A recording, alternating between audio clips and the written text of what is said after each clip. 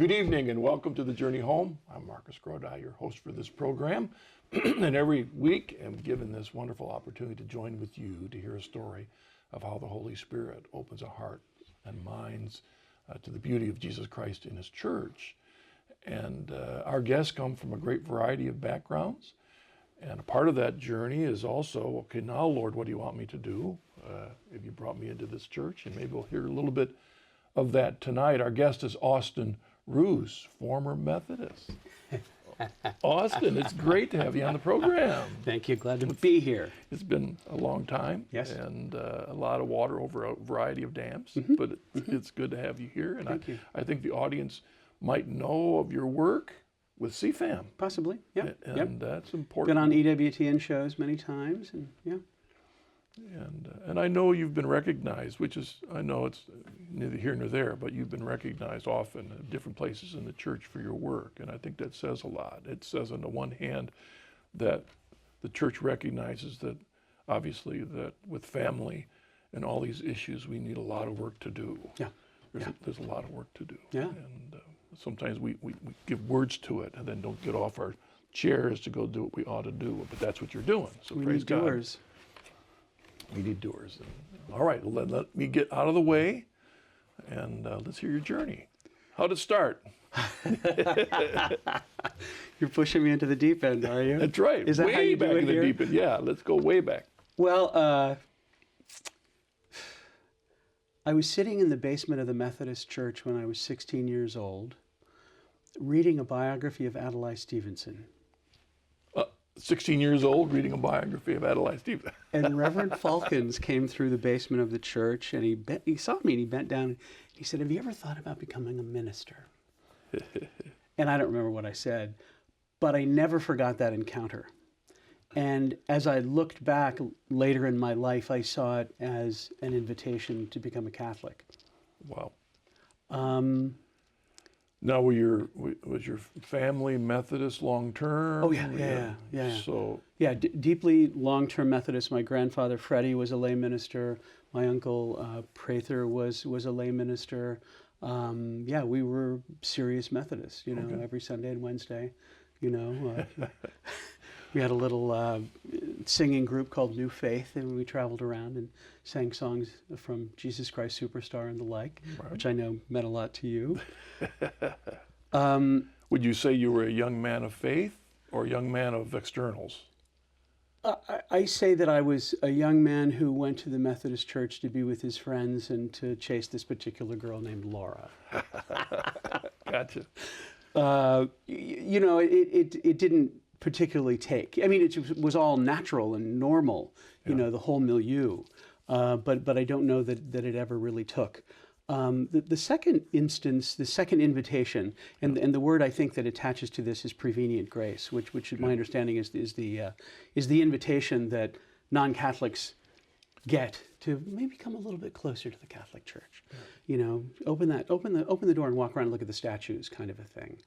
But not long after that incident, I was playing golf. St. Charles, Missouri, public course, blistering hot day. You could hardly breathe. It was so humid. You may know those days. Yeah. And on the 9th hole, I looked over, and there was a little old man slumped against a tree, and his sort of pathetic bag was laying next to him, and he was dressed all in black. He was a priest. And I said, "Are you okay?" And he said, "It's a little hot today." And I said, "It is." And so I didn't finish my round. I helped him to the clubhouse, and put him on a bench under a tree. And he said his ride would be there in about an hour. And I said, "Well, I'll take you home." And he said, "Well, I live at the Emmaus home, which is a home right next to the Catholic Church, but for retired clergy and religious." And so I drove him home, and I knew that building. I watched that building being erected, so I knew that building was mysterious for us. And walked him inside, took him to his room, sat him down. We talked a little bit, and then I left. Never saw him again, but Father John was an invitation to the Catholic Church. And so and the reason I say it is because not because it occurred to me at that time. It's because when I looked back, there seemed to be meaning in each of these events, which led me inevitably to conversion. Yeah. I have come, of course, I've listened to a few of these stories over the years, and I've come to just be affirmed over and over and over again that an important part of grace working into us is to be able to see these incidents in our life as vertical touches of God. Mm-hmm. You know, a vast majority, I think, of humanity doesn't always think about that. Mm-hmm. They go on their lives and this happens and no big deal, kind of like the main character in the movie Cast Away, when he buries the guy in the ground, he kind of looks up and says, and walks away. But looking back and seeing, this was of God. Right. Right. And everybody gets that, and you know, everybody gets the invitation, but not everybody opens the invitation. You know, and so, and then the third incident, the one that really set me on my journey, was I was at the University of Missouri. This is just a few years after these incidents, University of Missouri at Columbia, and there was a teaching assistant who, in this class, began denigrating religion, and it hit me sideways. You know, that here's this pipsqueak denigrating the thing that has occupied the greatest minds of all time.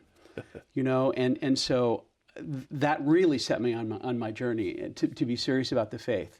At the time, had you been? No. I had not been unchurched, you know, not going to church at all. I mean, I wasn't a non-believer or anything, but it's just I was not practicing the faith. And so that began my journey. I mean, it was funny because at the University of Missouri Journalism School, there's a lot of, you know, exotic girls from out of town, you know, like from as far away as Memphis. And a lot of them were Jewish. And, you know, they're fascinating women. I dated many of them, a few of them. So I read a book about Judaism, you know, as sort of my first step. And it was just so foreign, you know, I'm a Christian. So then began what turned out to be about 12-year journey of trying to figure out how to get into this thing called the Catholic Church.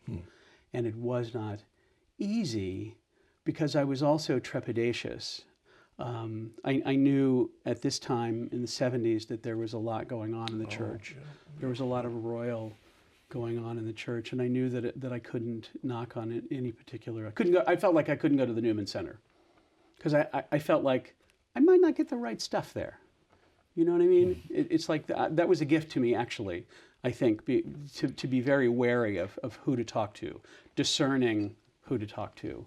I didn't know what books to read. I asked my friends who were Catholic what I ought to be reading, and none of them knew anything.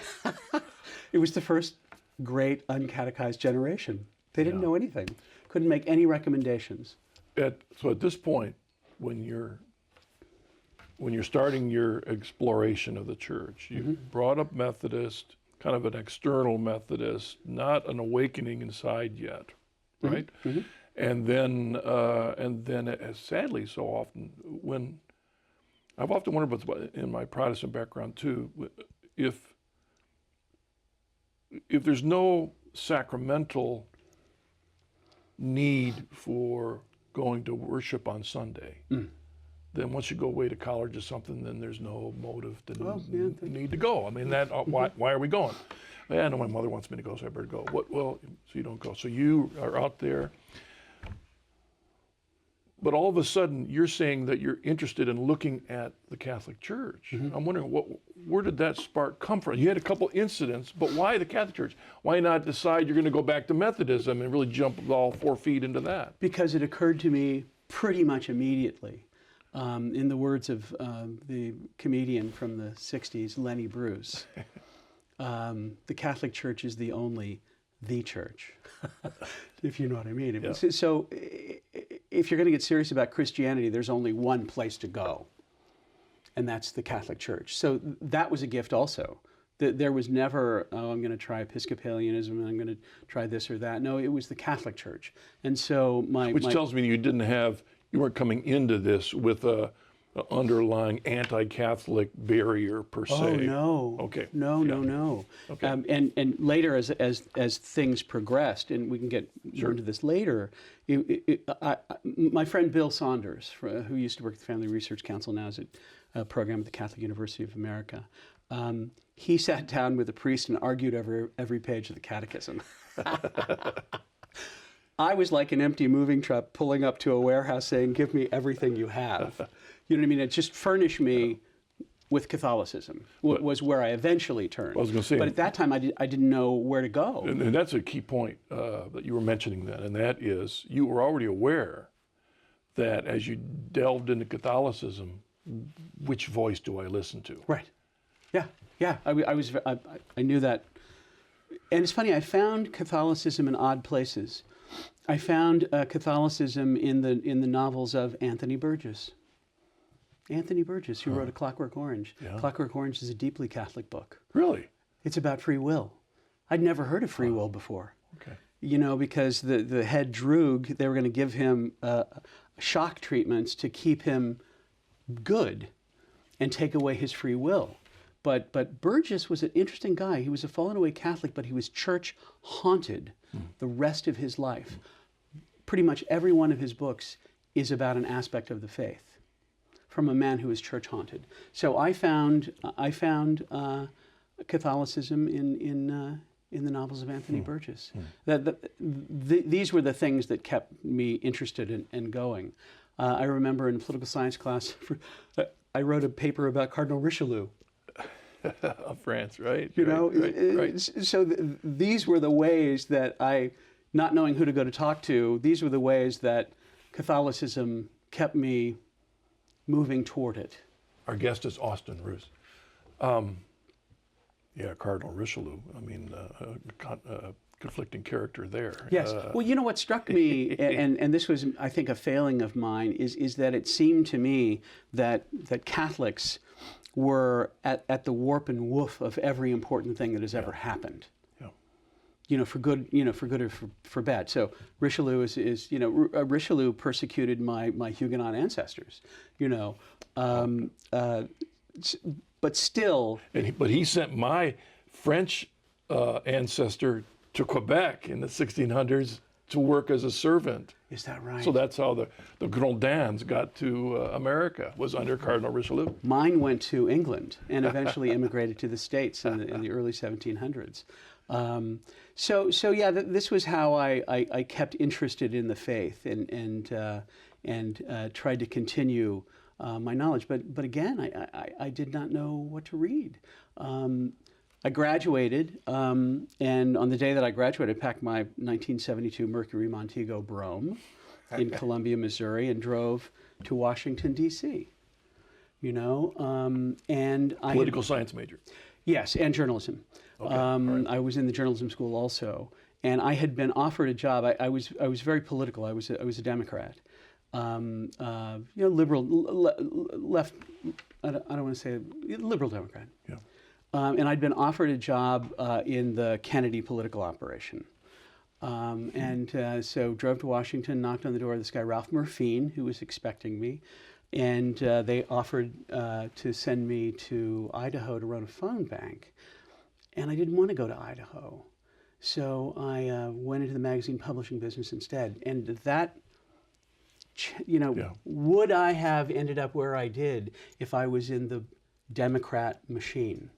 If I was working for Teddy Kennedy, would I have been able to arrive where I was supposed to arrive? Oh. And at that moment, I said, no, I don't want to go do that. So, Yeah. So it was in Washington D.C. that I kept on my journey. I had a mystical experience one day. I was sitting on the mall, the National Mall, in front of the Smithsonian, and there's a carousel there.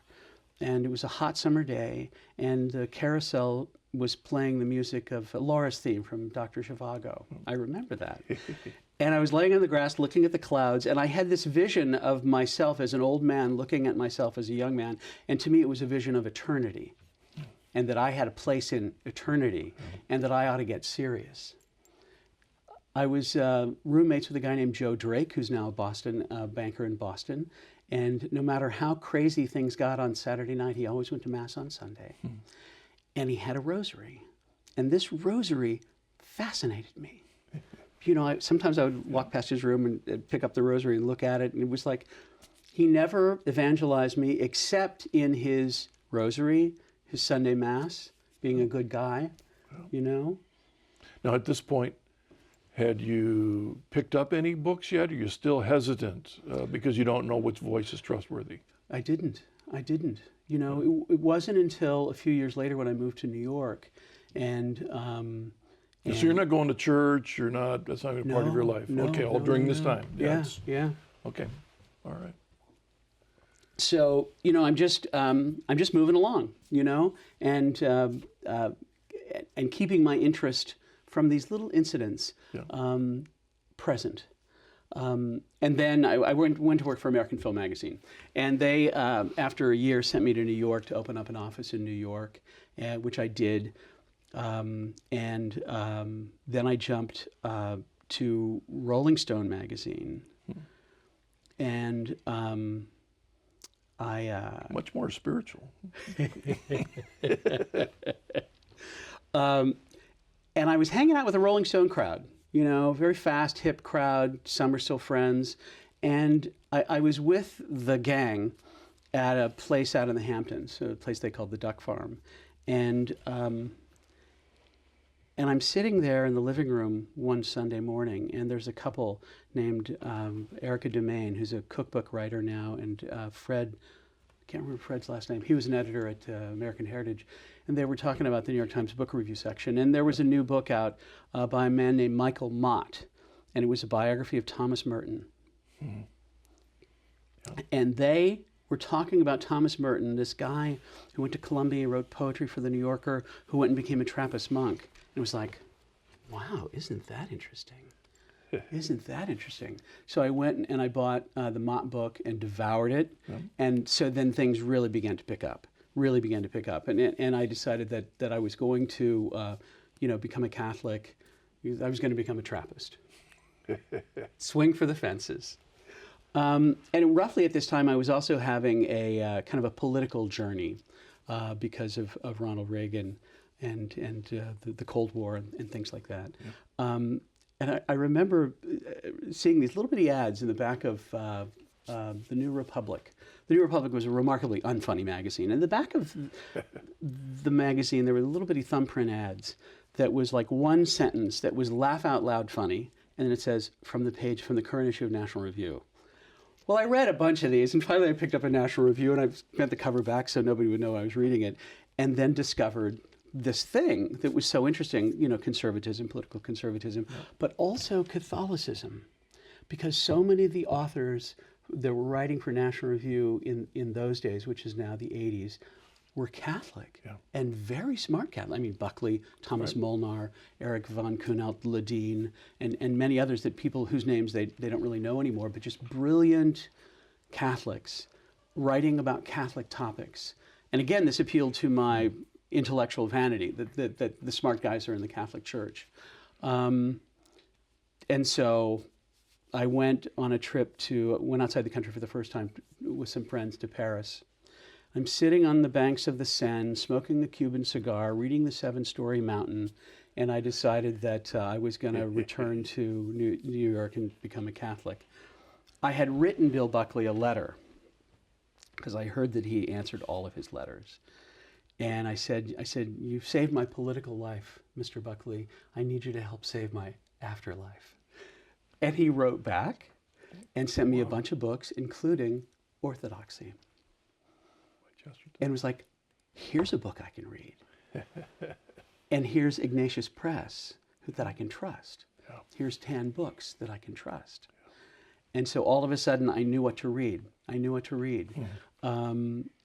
And Buckley put me in touch with, we corresponded back and forth several times, and he put me in touch with a man named Jim McFadden. Do you know the name Jim McFadden? Yeah.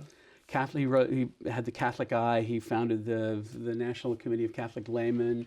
Very influential guy. Went to Mass at St. Agnes Church there near Grand Central Station. And so, you know, McFadden went to work on me. And Ed Capano, who's the publisher of National Review at that time, we went out for long, boozy lunches talking about the faith and the saints and catechism. And they gave me stuff to read. And so fast forward to that time when I was in Paris that I was going to go home. So I wrote a letter to Buckley and I said, I'm looking for a priest. And Buckley never wrote back. He was so good at writing back, but he didn't write back. And I waited and I waited. A friend of mine said, why don't you go see my priest? He's young, he's brilliant, he's Orthodox. He said, I'm waiting to hear from Mr. Buckley, which I never did. And one morning, I was watching Crossfire, and he had on Monsignor William Smith of Dunwoody and Father George Rutler talking about liberation theology. And I said, that Rutler, he's going to be the one that brings me in.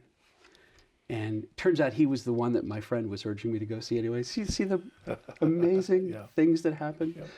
So I wrote Rutler a letter, and I mailed it on a Monday.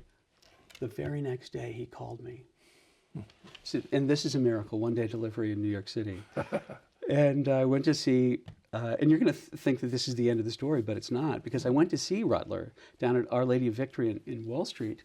And I sat with him in a beautiful book-lined room, leather chairs, and sat with him for an hour, and he talked.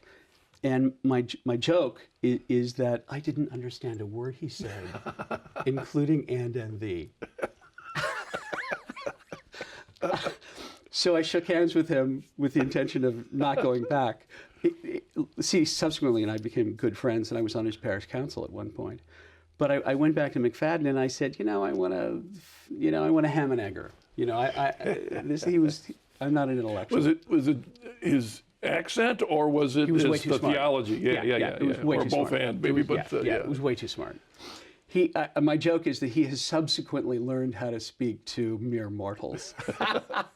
We saw him a few weeks ago in New York. Well, I just read an article of his that was brilliant. We won't go there, but yes.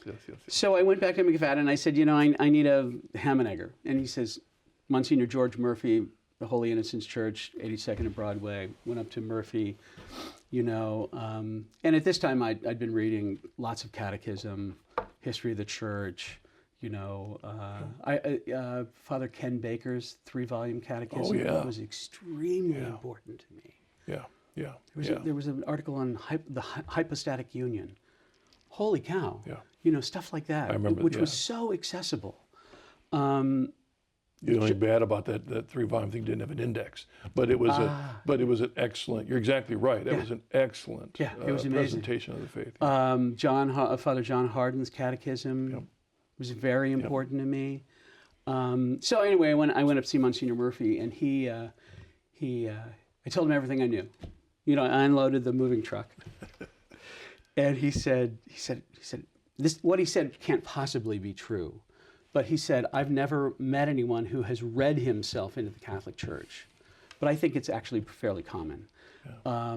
And what I didn't understand was the Mass, because it just seems so mysterious. Had you been to one yet? You go in and you stand in the back and you look and you have no idea what's going on and you can't follow the missal and you don't know what they're doing. And for a Methodist, genuflecting, weird.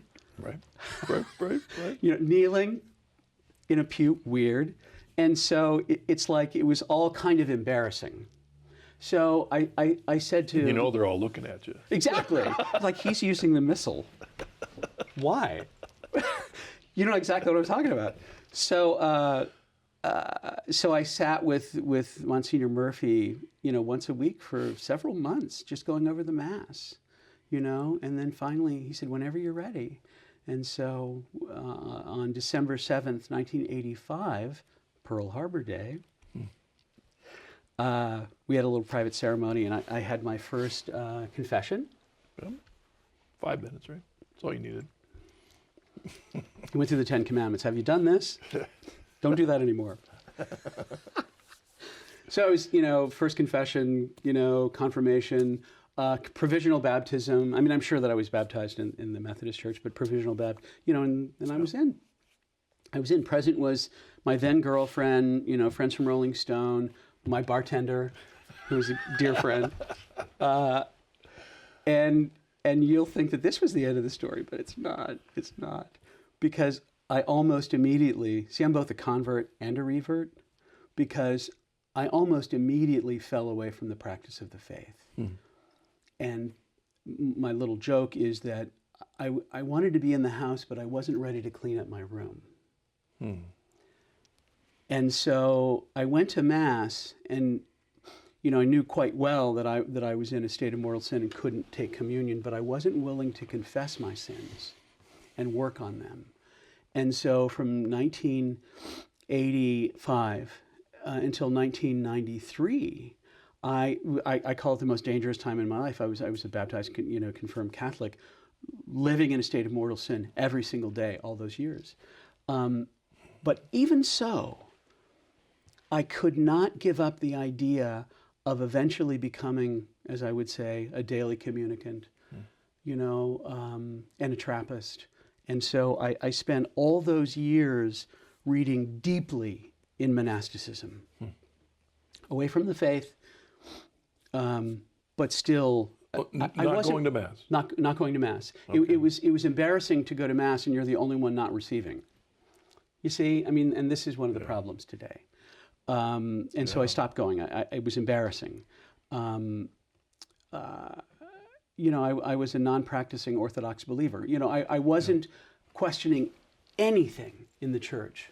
I wasn't asking the church to change for my own particular sins or anything. I just wasn't willing to, at that point, even try to fix them yet. And so I spent all those years in the desert, really. But nonetheless, my girlfriend back in those days, she was one of my colleagues at Rolling Stone. She said, I'm the only girl in New York whose boyfriend has books about monks on his nightstand.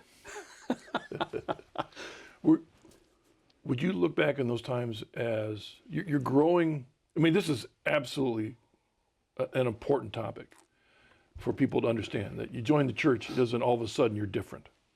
No. And sometimes it's all of a sudden an awakening to how I really ought to be. And the question was, were you struggling with, I know what I ought to be, but I can't do it, or I know what I ought to be, but I don't want to do it?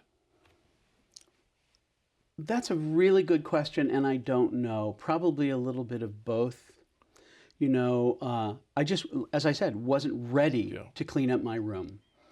I wasn't ready to put certain things away. Yeah. There's a wonderful movie about jazz called Round Midnight, and close to true stories about black jazz musicians, and some of them went to Paris, and one of them was going to Paris, and his friend said, who's going to be waiting? He says, who's going to be waiting for you at the airport in Paris? You. So as you say. Yeah. All right, we'll take a break. Our guest is Austin Ruse, former Methodist. He's talking about he was a Catholic, but not quite yet all the way. We'll be back in just a moment.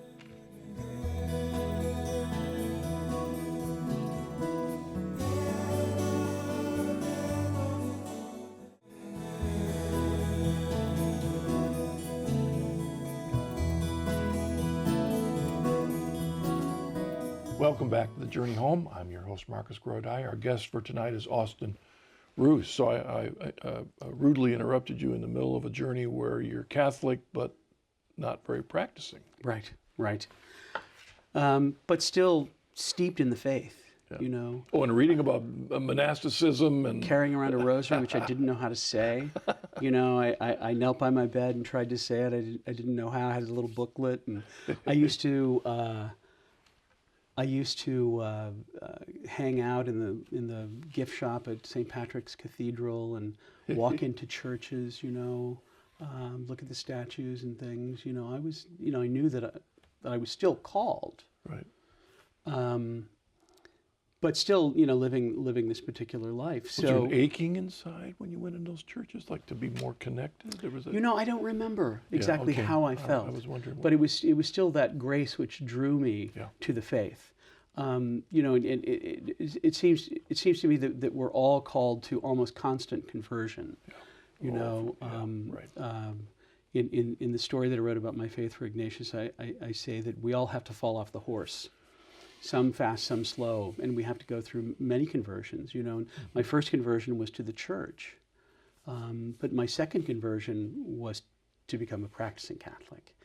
And so I, in May, I think it was May 23rd, 1993, I broke up with my then girlfriend, lovely woman, and went to confession at St. Agnes Church, walked around that block, a lot of times before I went in that box.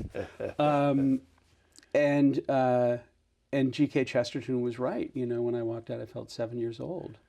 You know, and I think it was then that the priest gave me the most remarkable penance, and that was to name my guardian angel. To have a relationship with my guardian angel. Interesting. Yeah, yeah. So I eventually gave my guardian angel a name. Very Catholic thing. I mean, not Methodist. I mean, we're talking about a very Catholic penance. Yeah. And that day I made 2 phone calls. I called the Opus Dei Study Center on the Upper West Side, and I called Father John Perricone at St. Agnes Church, a firebrand traditionalist. And I joke with my now brothers in Opus Dei that I'm still waiting for that phone call back. You know, the strikiness of Opus Dei is that it's very aggressive, you know, recruitment, and not in my experience, not even remotely. And that's another thing. I mean, even in our everyday lives, whether in Opus Dei or whatever, we're not assertive enough in encouraging people. You know, Father C. John McCluskey, a priest of Opus Dei, said the most important question you can ever ask anybody is, have you ever thought about becoming a Catholic? And sometimes you'll get the answer, I've been waiting 20 years for somebody to ask that question. So I ask that question all the time now. But so anyway, so Father Perricone called me back, and I went into spiritual direction with Father Perricone. And he put me on a Marine-like regimen, you know, morning offering and morning prayer and rosary and daily mass and spiritual reading and reading of the scripture and, you know, all that. And it was a remarkable experience. And I was with him for several years with a tight-knit group of young people also re-engaging their faith. You know, we ran a whole lot of programs. We had a really fun program that we called the Torquemada Project. And that is, if we noticed that a heterodox speaker was coming to town, we would study deeply in his writings and come up with really good questions.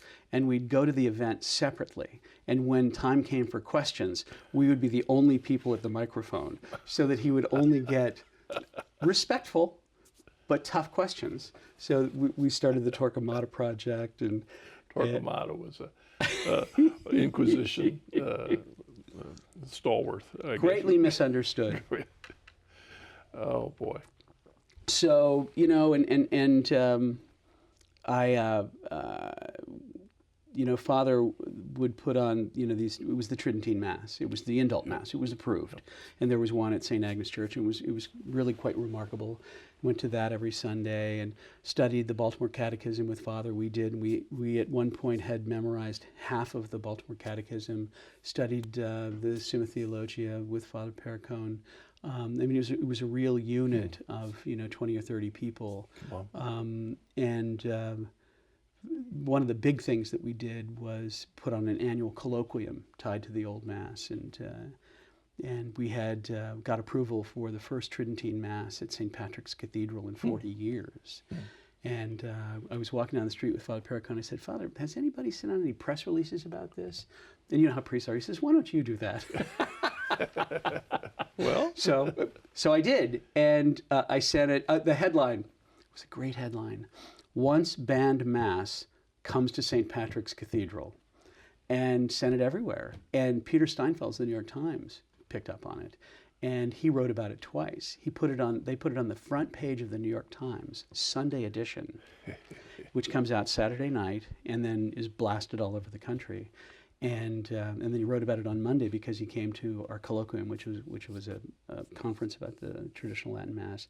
And because it landed on the front page of the New York Times, on the Sunday that we had the Mass, which was a Mother's Day that year, 4,500 people came. And there were something on the order of 10 news crews. Wow. It was amazing. So we had to set up 2 news pits. There's one in the front, St. Patrick's, but we set impromptu in the back. And I did sort of play-by-play for these secular reporters who had no idea what was going on. Cardinal Stickler from the Vatican Library was there wearing a 50-foot Cappa Magna, you know, that red cape. It was amazing. And so my life changed that day because, and this is how I met you, because Roger McCaffrey was there, and he wanted to know who did the PR, and he asked me, do you want to write for Sursum Corda, which was the Good News Catholic magazine that he had at the time. Oh. And it was funny because my joke is that I left the magazine business so that I could write, because I was in advertising sales, yep. At Fortune, Forbes, The Atlantic Monthly, Rolling Stone.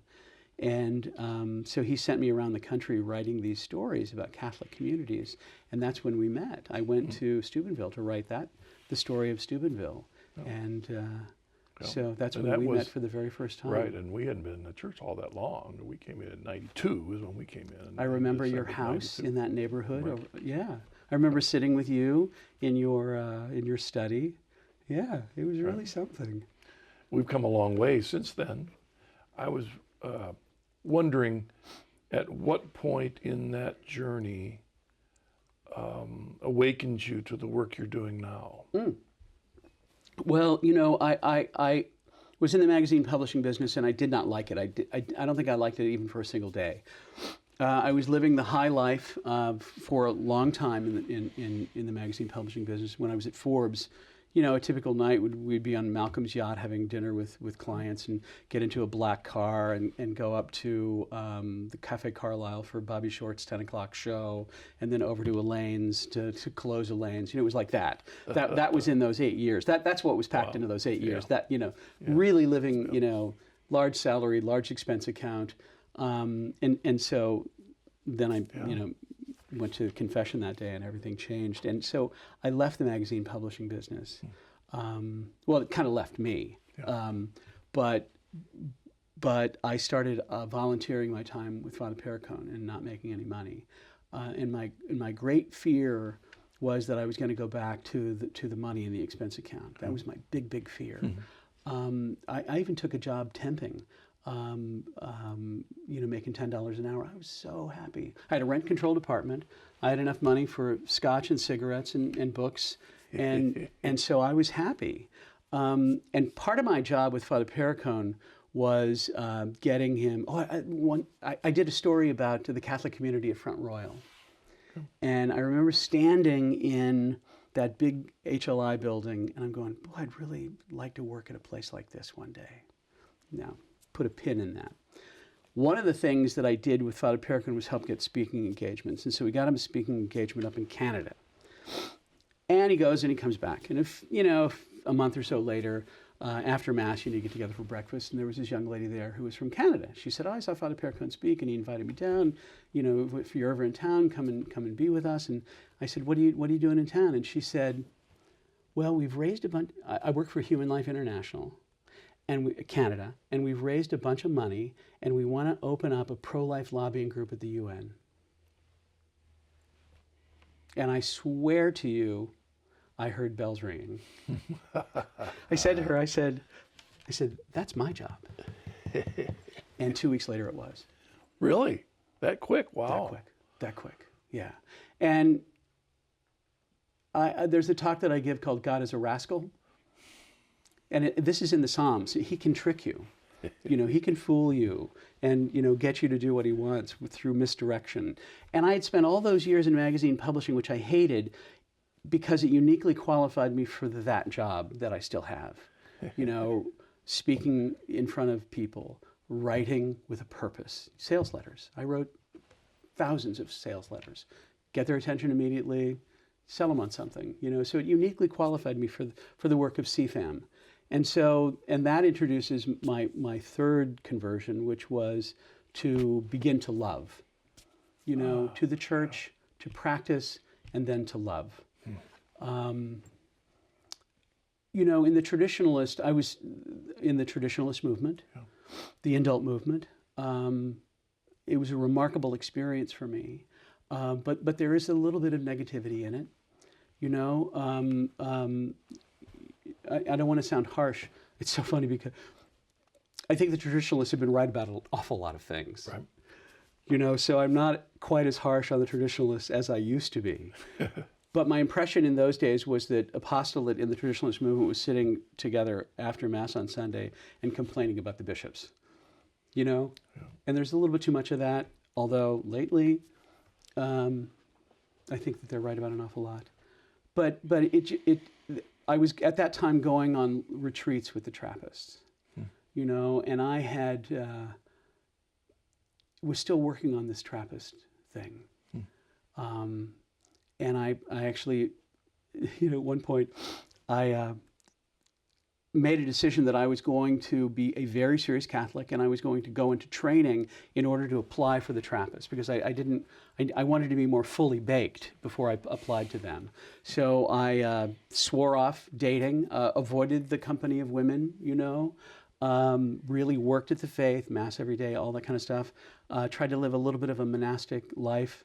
One Lent, Father Perricone said, "Why don't you sleep on the floor during Lent?" That's him. And at the end of 40 days, I kept it going. And I ended up sleeping on the floor for 2 years. Oh, and then I realized I was enjoying it too much, so I went back to my bed.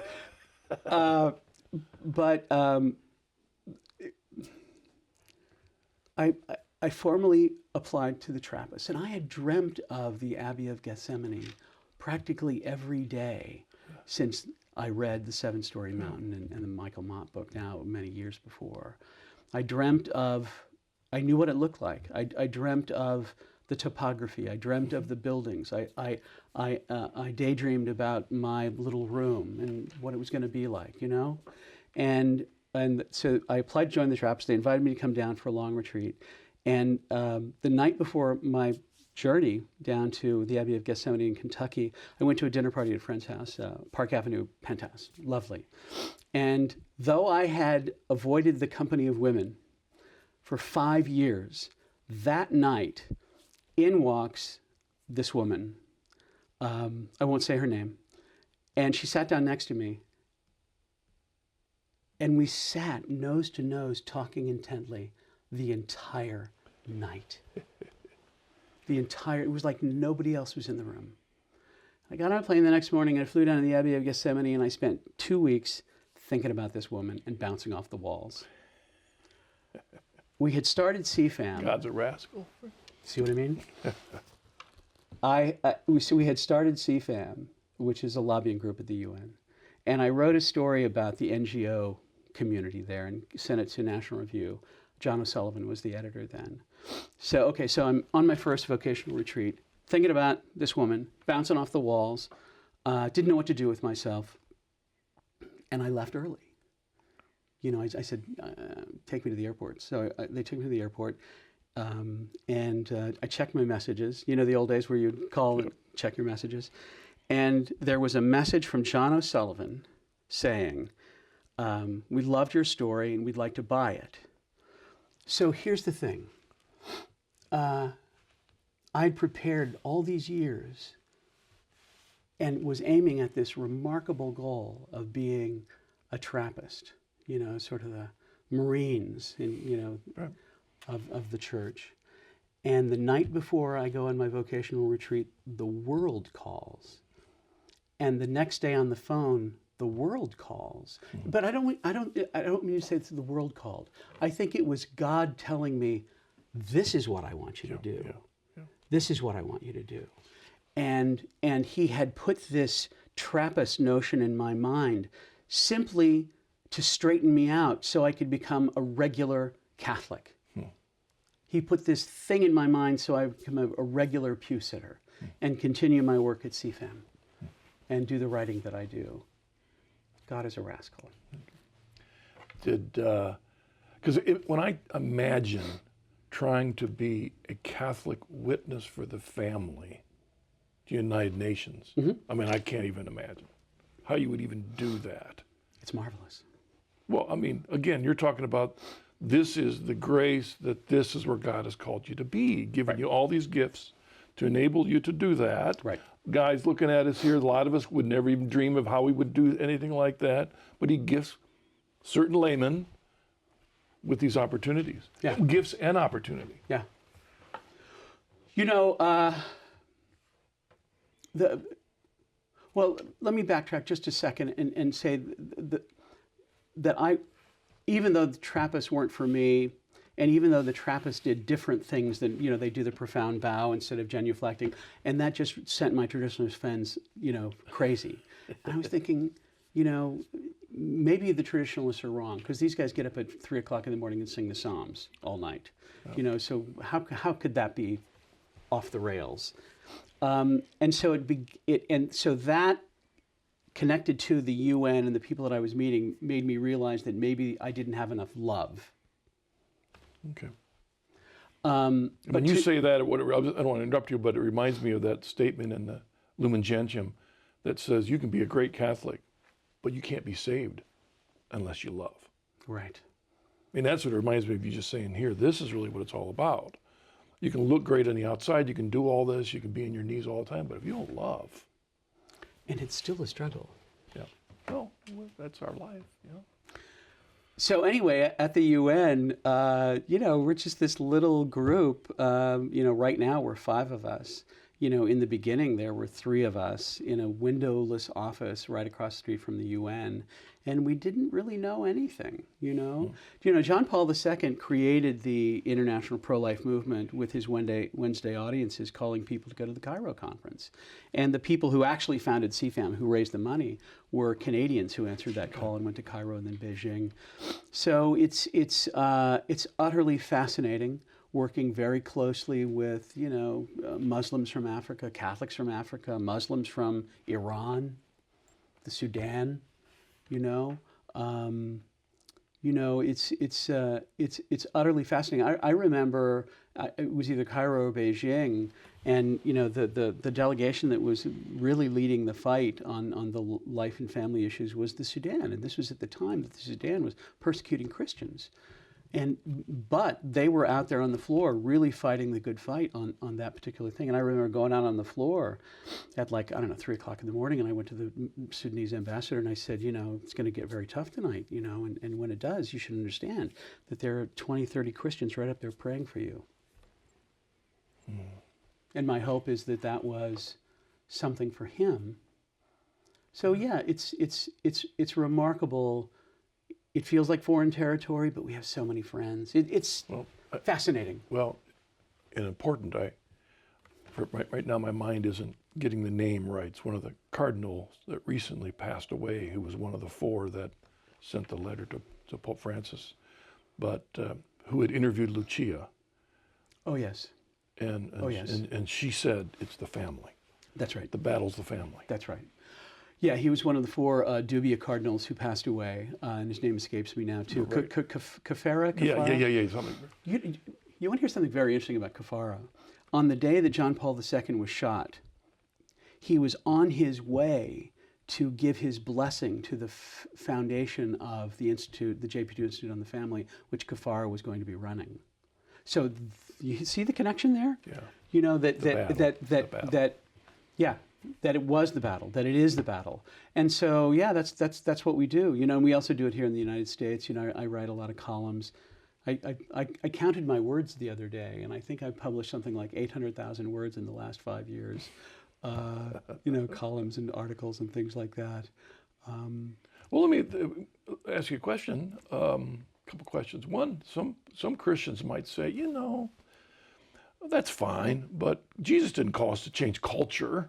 I mean, you didn't see the apostles out there trying to change Rome. They're calling individuals to live the faith. That's our call, is to be holy, not to fight against these battles. How do you respond to that? Well, some people are called to that. In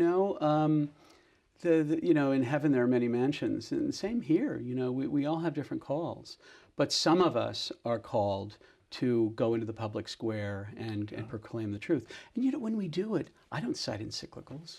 I'm fully formed in the faith, I think, but we don't cite encyclicals. We don't cite gospel. We talk about international law, human rights, bioethics. I wrote a book on science. Yeah. So many of us are called to that. I fear that what you describe is actually happening quite increasingly in the Catholic Church, there's a general softening. Oh, let's not get involved in politics. Let's just do evangelization. And I won't name institutions or whatever, but you get this a lot. There's kind of a softening. I said to a friend of mine the other day, I said, "Where's all the tough guys? That used to be Catholics, and I guess I'm one of them still." And some people think I'm like mean or something because I'm fighting these fights, but we are called. Right. We actually have a responsibility to be engaged in civic action. Even those who are simply working on evangelization, even they are called to vote, to encourage others to vote the right way, to encourage legislators to do the right thing. Now, most of their life may be in doing evangelization, but all of us are called to this fight. My wife is very involved in the school board fight in Fairfax County, Virginia, which has gone absolutely crazy. And, there's some, friends of ours who say, I'm busy raising my family. I can't get involved in that. And I go, no, you have to get involved in this. Well, and to me, an important part of this is it's not left up to us as individuals to decide this question. In other words, God, on the one hand, God, you calling me to do this or not? God has given us a church. Christ has given us a church that helps us understand what the mission is. Right. And some of us in the church have gifts, and our calling is to be over there in that monastery, sitting there on our knees. And maybe that's why the patron saint of missions was a sister that spent her whole time in a convent, Saint Therese. But others of us are frontline, and God has gifted us for that, and we have a church that says that what you're doing is necessary. Right. We need people in the front lines. There's a talk that I give called No Finer Time to Be a Faithful Catholic that I'm going to turn into a book. And and my proposition is that this is about the best time to be a faithful Catholic outside of the 2nd century. And it's not in spite of all the problems, it's because of all the problems. Consider that God could have called anybody into this desperate time, but he called the likes of you and me. Yeah. What an honor that is. What a blessing that is. And we can't waste it. I say that there are halos hanging from the lowest branches of the trees. All you have to do is reach up and grab one. And what that means is you don't have to do an awful lot to make things better in a time like this. How do you, that's an interesting comment, because a lot of people outside the church would look at the state of the church and say, I don't want to be a part of that.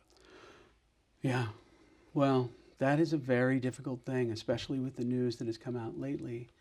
I worry that a lot of people will leave the church, that will not come into the church. But the Holy Spirit right now is telling them, especially at this time, that we are desperately needed. And again, it's an honor, even in this terrible situation, that he has called us into this to stand strong for the faith and still do our work and still raise our children and still try to bring others into the church. Because the truth is maintained, even if we have been betrayed by some of our shepherds.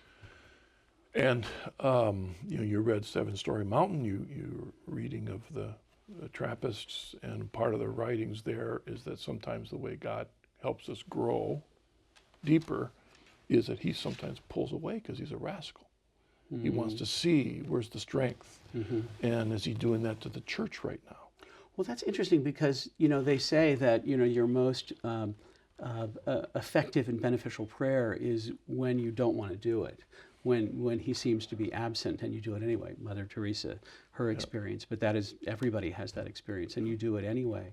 So maybe this is just a remarkable test of faithful Catholics, that it doesn't matter what this particular shepherd did. I mean, it doesn't matter. It doesn't take away our responsibility to be faithful Catholics, to work in the public square, to do all the work that we're doing anyway. Yeah, I mean, you look into the heart of some of those scandals and you might think, Lord, where were you? Lord, were you? He was there. Are we listening? Are we responding? Are we in the midst of it. And thank God he gives folk like you great gifts. We're not perfect, but he gives you great gifts. No, not perfect. Gives you great gifts to fight battles that a lot of us can't even imagine fighting ourselves. Yeah. But that you're there trying to defend the family. Yeah. Effectively, you think? Breaking walls down with the UN? And guess what? I'll just say this about the UN. We were instituted to stop an international right to abortion, and there isn't one. And we were instituted to make sure the families are not redefined in UN documents, and it hasn't been. We even have a good definition of gender in UN documents, which we helped write. Oh, not write, but negotiate. So things are well. All right. Austin, thank you so much for joining us on the journey. Thank you for your witness and your constant defense of the faith in the place where God called you out there in the real world. Thank you very much. And thank you for joining us on this episode of The Journey Home. I do pray that Austin's journey, as well as his work, is an encouragement to you. God bless you.